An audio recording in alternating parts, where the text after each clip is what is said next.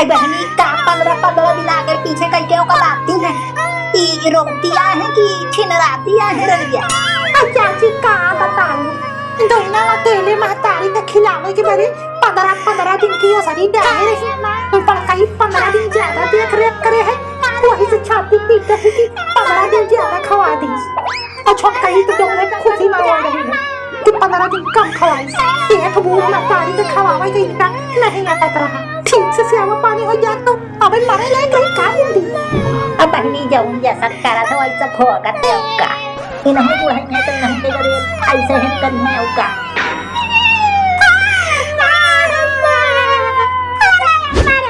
अरे गुटैवा चुप रहो, सब भगवान की लीला है और क्या बताएं हम। अब जो हो गया सो हो गया, जिसका बुलावा हाथ आता है उसको जाना ही पड़ता है, चाहे राजा हो या रंक हो। अब हम ही को देख लो। नहीं अभी हम नहीं जाएंगे, उस नजर से ना देखो। हमारी पार्टनर भी हमको छोड़कर बैकुंठ में जाके मौज काट रही है, लेकिन हमको खुशी है हमको कि हम यहाँ अकेले मौज काट रहे हैं। लेकिन देखो कभी कभी दुख तो होता है कि अगर आज वो जिंदा होती तो कभी कभी वो भी हमसे पूछ लिया करती कि किस कलर की चड्डी पहनी हो। आज हमसे ये पूछने वाला कोई नहीं है, कोई नहीं। दीदी ये बुढ़ाना तो छिनरात है, ठहर की है दहिया।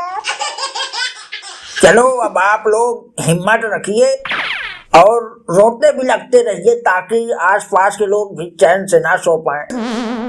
बाकी सब भगवान की लीला है। देखो बहनी उधर अगरबत्ती बुझी जाती, जलाओ जल्दी नहीं दो कोई।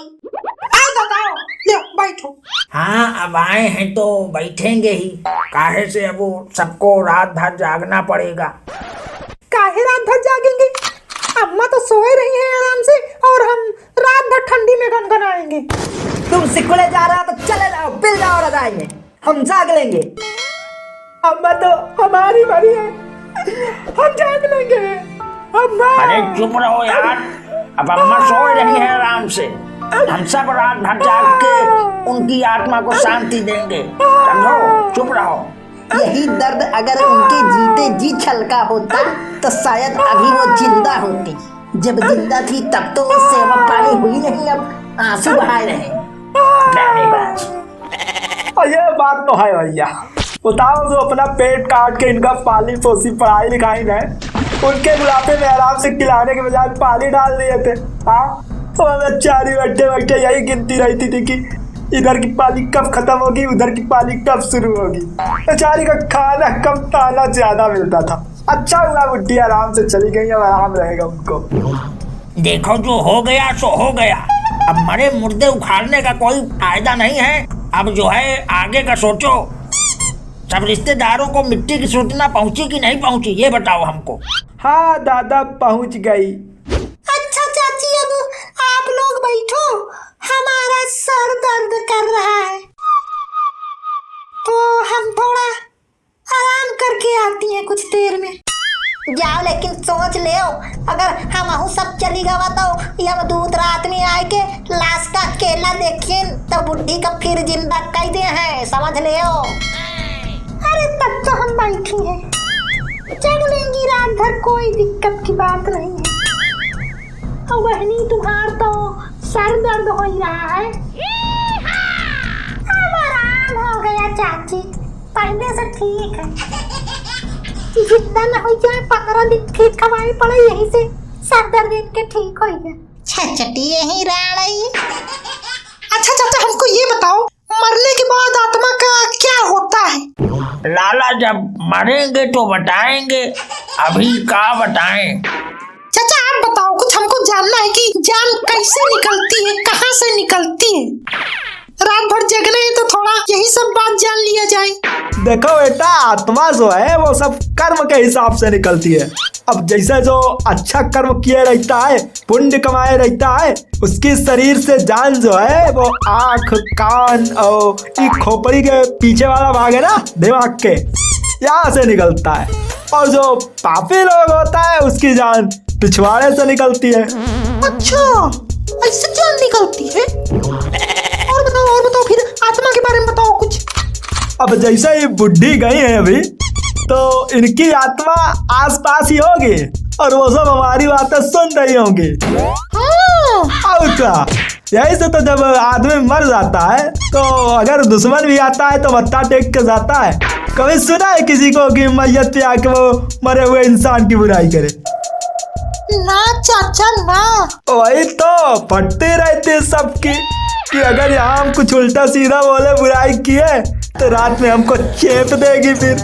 और अगर गलती से बुराई किसी ने मान लो कर दिया तो देखो फिर वही के तो आत्मा सवार हो जाती है, उसके शरीर में जो है आत्मा कब्जा कर लेती है। अरे चाचा, ऐसा कुछ नहीं होता, हमको उल्लू ना बनाओ। होता है बेटा, पढ़ोगे चक्कर में तो जान जाओगे। तो मतलब भूत होते हैं? और नहीं तो क्या, भूतों के साथ तो हमारे बाबा का उठना बैठना था। और तो और हमारे बाबा भूत की शादी भी अटेंड किए थे, इनवाइटेड थे वो भी। अच्छा तो भैया भूत भी खाना खाते हैं, पार्टी वार्टी करते हैं? अब भूत लोग जो हैं वो पार्टी अटेंड करते हैं लेकिन खाना नहीं खाते, नहीं उनको भी टट्टी जाना पड़ेगा।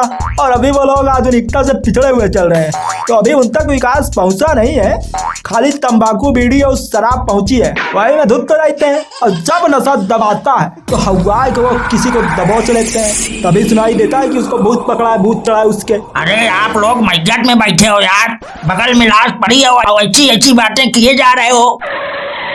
डराओगे क्या हमको? कल के खटकरम के बारे में सोचो। तो बेटा दाग वाग कौन देगा? दोगे दाग की नहीं अभी बाद में दोगे? दाग हम नहीं देंगे, वो छोटा वाला भाई देगा। हम भी नहीं देंगे, हमको इतना काम थोड़े है कि हम दाग दे के बैठे।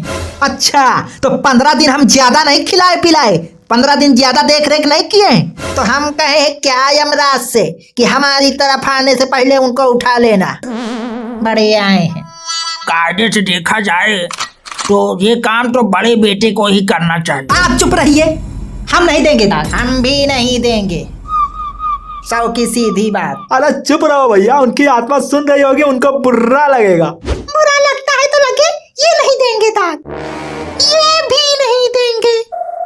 तुम चलो घर। बेटा अम्मा, अम्मा ना कहो हमको, वो तो हम जीते जी नहीं बन पाई तो मरने के बाद का बनब। पता है बेटा, जब तुम दोनों पैदा हुए थे हम लोग गरीबी के बोझ में दबे थे, 2 वक्त का खाना भी नसीब नहीं होता था, हम भूखे पेट रहते, लेकिन तुम्हें कभी भूखा नहीं सोने दिए बेटा। खेतों में मजदूरी कई के तुमको पढ़ाया लिखाया, क्योंकि मैं और तुम्हारा पप्पा नहीं चाहते थे कि जो दिन हम देखा बेटा तुम वही दिन देखो। कर भी दिखाया बेटा, बहुत पैसा कमाया, बहुत धन कमाया, लेकिन बेटा तुम हमको अपने सुख का हिस्सा न बनाया। अम्मा हमको माफ कर दो। बेटा एक दुखियारी आत्मा का तुमसे विनती है। बोलो अम्मा। जीते जी ना सही, कम से कम मरने के बाद तो आपस में झगड़ा ना करो और रीति रिवाज से सारा क्रियाक्रम कर दो, ताकि मरने के बाद हमारा आत्मा का शांति मिल जाए बेटवा। बाकी तुम्हार मर्जी, सदा सुखी रहो बेटवा। अम्मा।